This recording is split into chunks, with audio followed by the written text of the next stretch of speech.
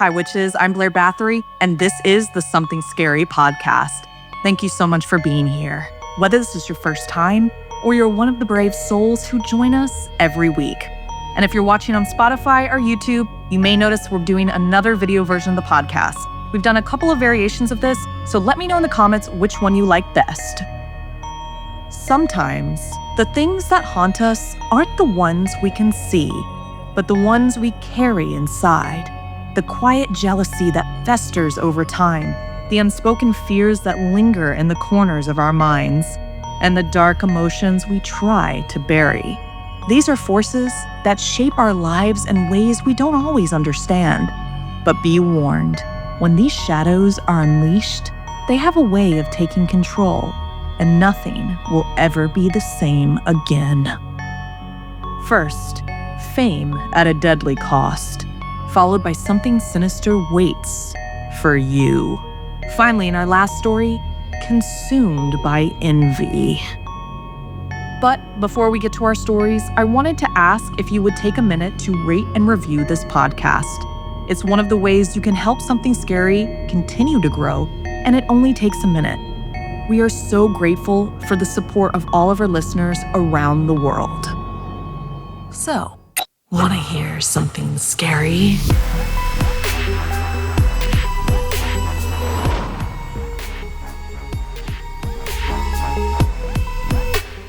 Sometimes the cost of your dreams isn't measured in money, but in something far more precious. Like in this story inspired by Shelby Lane. Drake felt that life had been completely unfair to him. Despite being a talented, aspiring musician, he was having no luck and was currently between jobs. To add to his misery, his friend Connor, an artist, had experienced a recent boom of tremendous success, patrons paying hundreds of thousands, even millions, for his paintings and sculptures. Instead of feeling happy for his friend, Drake only felt envy. One night, while the two were enjoying drinks at their favorite bar, Connor sensed the tension in his friend. Reaching into his pocket, he handed Drake a business card. "There's someone who can help you. Goes by the name of Miss L. She helped me to get where I am. I owe it all to her." Drake snatched up the card, his eyes roving hungrily over the gleaming gold letters. Connor's expression was one of concern. "Just be careful, man. Her price is steep." The next day, Drake followed the address written on the card, leading him to a palatial townhouse downtown. As he approached, the door swung open on its own. A melodic voice called out, "Come in, come in. I've been expecting you." Wearily, Drake stepped through the threshold, marveling at the opulence of his surroundings. He followed the voice into a sitting room where a woman lounged on a velvet chaise. She was the most beautiful woman he had ever seen. Voluptuous and slender, with simmering red gold hair cascading down her back, jade green eyes, and porcelain-like skin. She wore an ivory pantsuit, golden jewelry gleaming under the light. This was Miss L. She smiled at him, and Drake sank into an armchair across from her. Miss L spoke as if she had all the time in the world. She already knew who he was and why he was there. Her calm demeanor unsettled him as she explained her offer. "I don't take money. What I take is time." Confused, Drake asked, "Time?" "Yes, time," she replied. "But not just any time. I take time off your natural lifespan." She chuckled, her eyes gleaming with something dark. "Your friend Connor was able to haggle me down in 1 month. He promised to create a life-size portrait and a marble statue of me. Well, I simply couldn't resist." Drake's skepticism grew, but Miss L leaned in closer, her gaze intense. "I'll do you one better. 1 single day of your life, Drake. Just one. And in exchange, you'll have everything you've ever wanted. Fame, riches, endless adoration." Still unsure, Drake hesitated. "1 day? That's all," she assured him. Her voice had a melodic but dangerous edge to it. "And when you agree, I won't collect for 10 years. You'll live gloriously for a decade. But after that, I'll come back for what's mine." Without fully understanding why, Drake extended his hand and accepted. "Deal," he said, his voice a little too eager.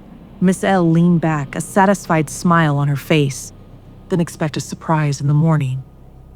That night, Drake lay in bed, restless, his mind racing. He hardly slept. But by 10 a.m. the next morning, his phone rang. It was the head of a record label who had seen one of Drake's videos and wanted to sign him. His heart raced. This was it. It had worked. The next 10 years of Drake's life was a whirlwind of fame and indulgence. He had everything he ever dreamed of: luxury, adoration, and power. But with success came excess. Drake gambled, drank, and used drugs. His behavior grew increasingly erratic. He abused his staff and took advantage of anyone who came in his way. Worst of all was the event with Natalie, a young girl who had tried to stand up for herself. Drake's actions led to her tragic death, and yet the media turned against her. They called her a liar, and in the end, the girl took her own life. As the years went on, Drake became more corrupt. Even Connor, his once closest friend, couldn't stand him anymore and severed all ties. Alone, Drake reveled in his power, his monstrous ego growing with every passing year. One night, after a late recording session, Drake received a call from an unknown number. Thinking it was his manager, he answered. A familiar, velvety voice echoed through the phone. "Hello, Drake. Long time no see." Drake froze. He recognized the voice instantly. "Time's up, Drake," Miss L continued, her voice chilling. "Your payment is due tonight." Drake checked the date. It had been exactly 10 years since their agreement. He groaned, already fatigued from the day. "Can't this wait? It's late." "No one keeps me waiting, Drake." Miss L's voice was sharp, with authority. "You know where to find me. Come now, or else." And she hung up. Drake drove quickly, feeling a mix of dread and exhaustion. When he arrived, the door opened before he reached it. Miss L was waiting for him, looking exactly as she had 10 years ago. This time, she wore a blood-red gown, her beauty unchanging, as though she had not aged a day. She looked at him with a strange hunger in her eyes. "Did you have fun these last 10 years?" she asked, sipping wine. "I heard concerning things about you. Gambling, drinking, mistreating others. Is this the legacy you want to leave?" Drake scoffed. "I'm just living my life. Who cares about anyone else?" Miss L's gaze hardened. "Even Natalie?" Drake stiffened, but his response was cold. It was her fault. "She shouldn't have been out walking when I was drunk. She begged me to stop, but I knew what she wanted. She killed herself. That's not my problem." Miss L's eyes turned to ice and she checked the time. 1 minute to midnight, she murmured. Drake's smug grin faltered as he began to feel the weight of his sins. "Do you regret any of it?" Miss L asked softly, her voice dark. "No," Drake answered without hesitation. "I'd do it all again." Miss L's smile twisted into something far more sinister. "That's all I needed to hear." The clock struck midnight, and the room seemed to shift. Drake was suddenly seized by excruciating pain, his body feeling as if it were being torn apart. As if he looked down, his body started to disintegrate into wisps of black smoke. He collapsed on the floor, gasping in horror as Miss L stood above him, her appearance transforming into something monstrous. Ears elongated, her features sharp and angular, and her eyes glowed like hellfire. Her skin became even paler, her hair whipping around as though caught in an invisible wind. She towered over him, her grin widening. "I knew from the moment I saw you, Drake," she said softly. "You were a wretch, undeserving of life, a blemish of humanity." Drake tried to speak, but terror had seized his throat. He could only watch as his body continued to disappear. Miss L knelt, her voice cold and mocking. "Care to know which day I took from you, Drake? It was the day you were born." Drake's mind raced, full of regret for all he had done. Miss L's voice echoed in his fading consciousness.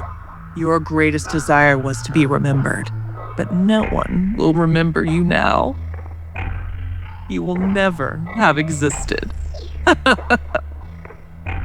As his head finally began to fade, Drake's last words were a desperate, "What are you?" Miss L's voice was the last thing he heard, filled with cruel amusement. "I have been called many things, but you may know me as Lian Shi. I am the one who takes what's most precious when you dare to covet what you cannot earn. And when you've outlived your usefulness, I make sure no one remembers your name." Have you ever promised something that was too good to be true? Did you agree to do it anyway? If so, tell us your story by sending us an email at somethingscary@snarled.com.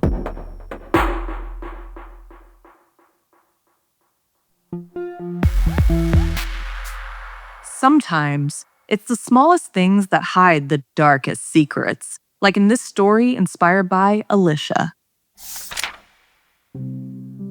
It was 2010 when my aunt, in her mid-20s, moved into her new apartment. She had rented it from a friend who inherited the place after his grandmother passed away a couple of years before. The apartment was charming, the kind of place you could picture yourself settling into, small, cozy, with a view of the city that felt like a secret. A few weeks after she moved, something strange happened. One day, she found a bouquet of flowers sitting on her doorstep. They were fresh, vibrant, clearly bought from a flower shop. No card, no delivery notice, just the flowers. At first, she thought it was just a gift from a friend, maybe something to celebrate Dia de los Reyes, which was just around the corner.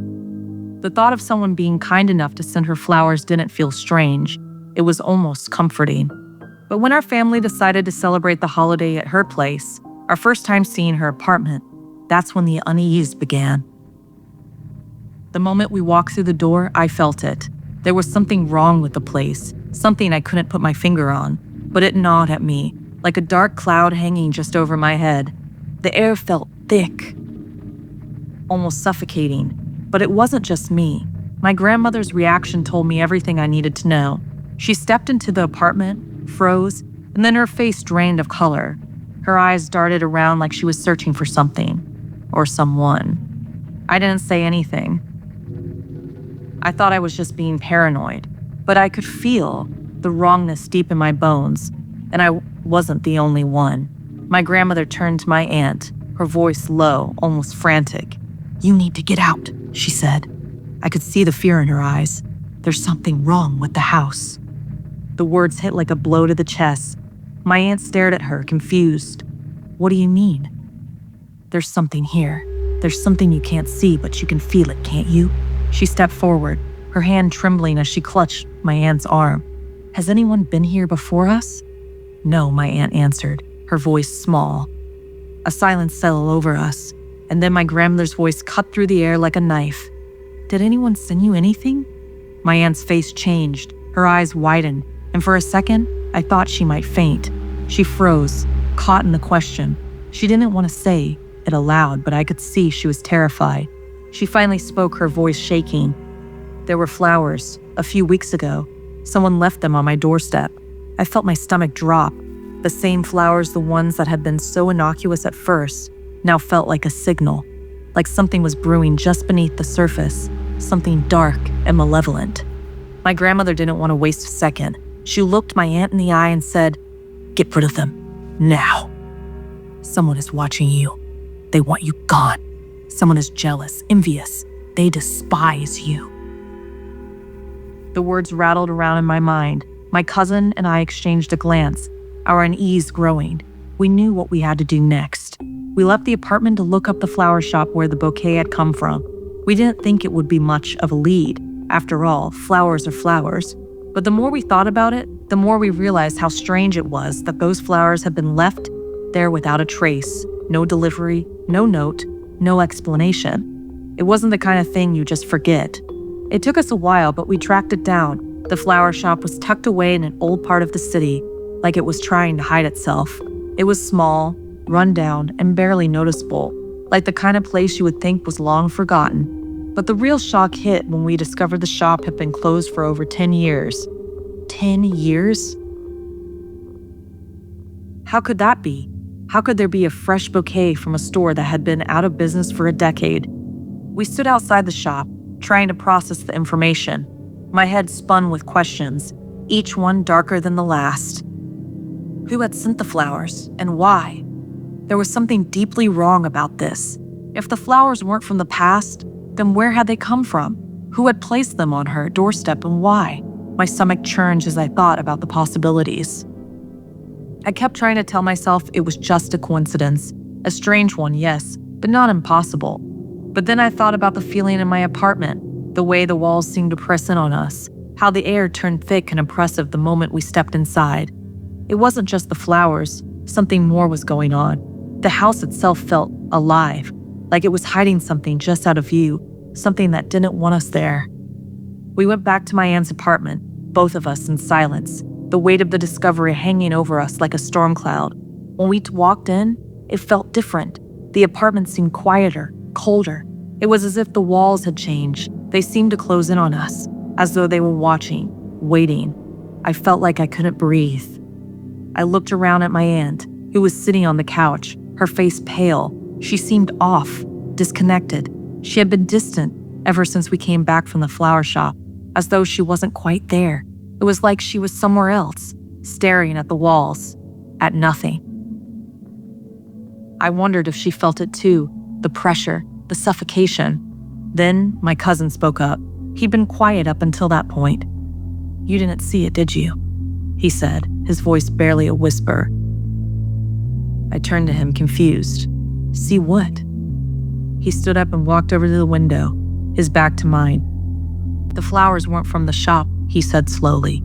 "The shop hasn't been open for years. Yeah, but the flowers, they weren't just left there. They were placed there." I frowned. "What are you talking about?" He turned around and looked at me, his eyes wide with something like dread. "When we were at the shop, I asked the owner about the flowers. He said he remembers them vividly. They were the last bouquet he ever sold before the shop closed. He thought it was strange, but he never sold them to anyone." My blood ran cold. There was no way my aunt could have gotten those flowers unless they had been sent by someone who had no business doing so. Someone who had been in that apartment before her. Someone who had been there long before she ever thought to move in. And I realized then, it wasn't just the flowers. It was the apartment itself. It had been waiting for her, waiting for someone. And whoever sent those flowers hadn't just wanted to leave a gift. They wanted her there. They needed her there. But for what? I didn't know. And I don't think I ever will fully understand. What happened that day, what we learned, was only the beginning of a much deeper mystery. One that feels like it's still alive in the apartment, still watching, waiting. And it's been years, but sometimes when I close my eyes, I can still feel it. The eyes of whatever or whoever is inside those walls, watching, always watching. What would you do if you found out that something had been waiting for you long before you ever moved in? Do you think there is anything hiding in the walls of your home? If so, tell us your story by sending us an email at somethingscary@snarled.com.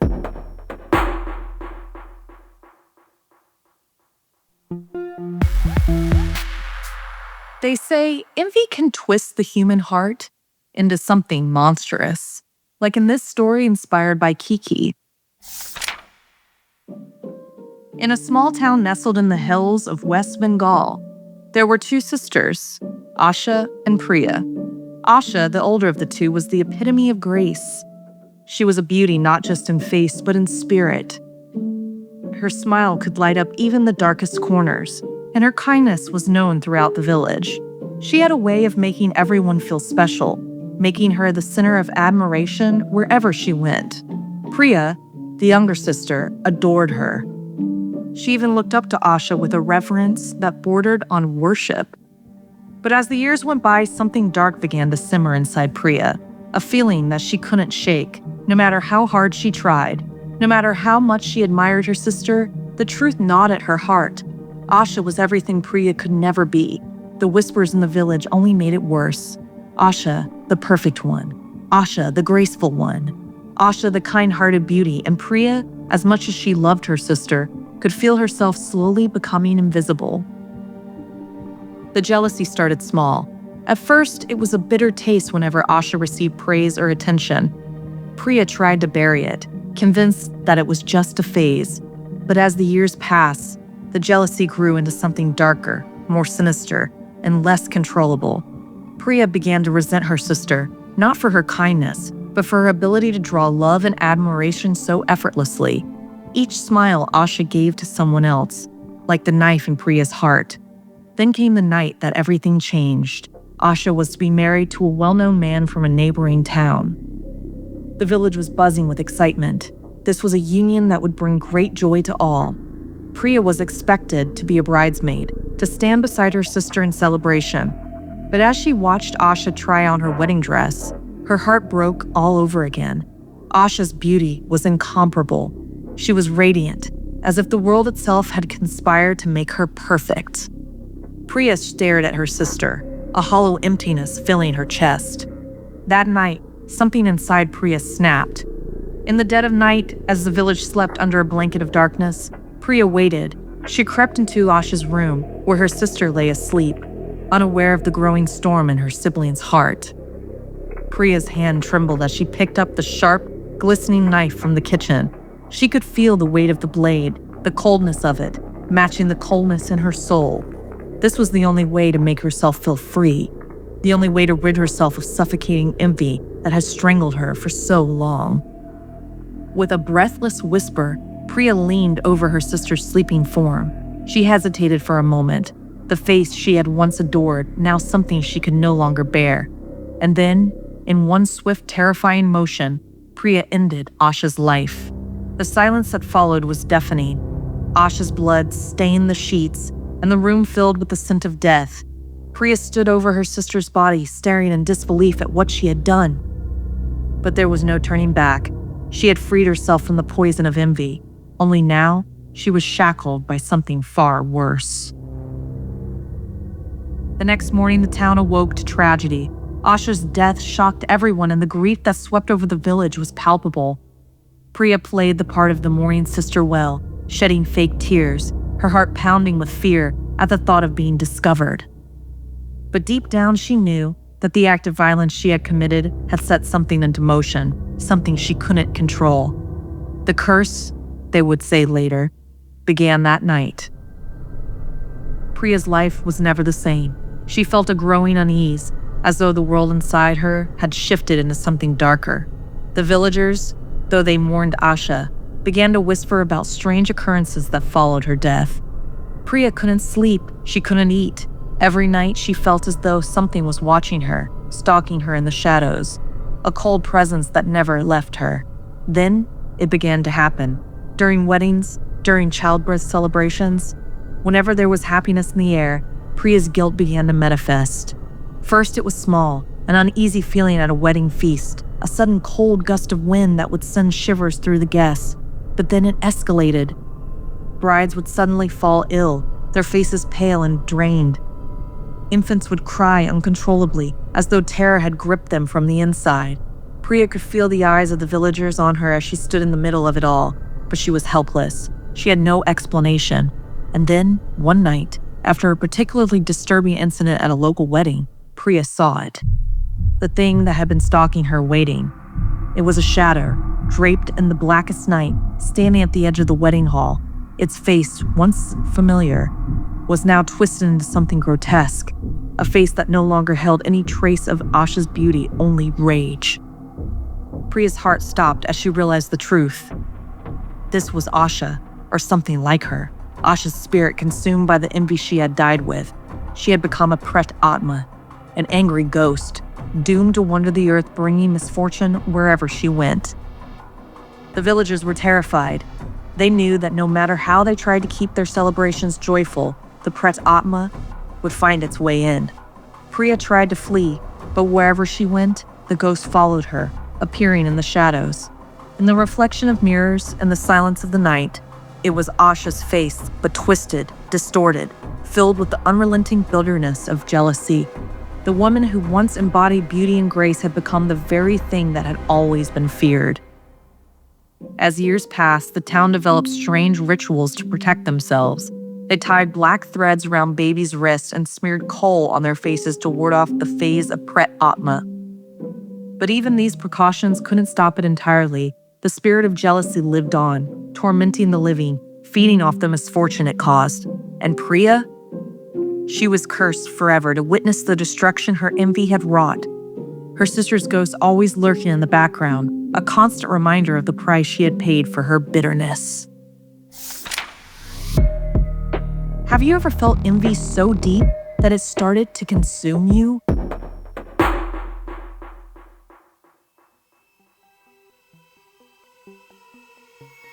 This week's podcast stories were edited by Sarah Lukasiewicz, narration by Blair Bathory, audio edited and mixed by Fitz Harris, additional audio editing by Calvin Linderman, produced by Anna Villalobos, executive produced by Gail Gilman, music by Sapphire Sindalo and Calvin Linderman. If you have a story you'd like to submit, send me an email at somethingscary@snarled.com. Don't forget to watch the video version of Something Scary over at youtube.com/snarled. And if you'd like to support the show and everything we do at Snarled, join our Patreon at patreon.com/snarled. As always, witches, thanks for joining me this week. I hope you enjoyed these stories. And don't forget to leave a comment and let me know what version of the video podcast do you like the most. We're listening to you and we want to hear what you think. Until next time, sweet screams.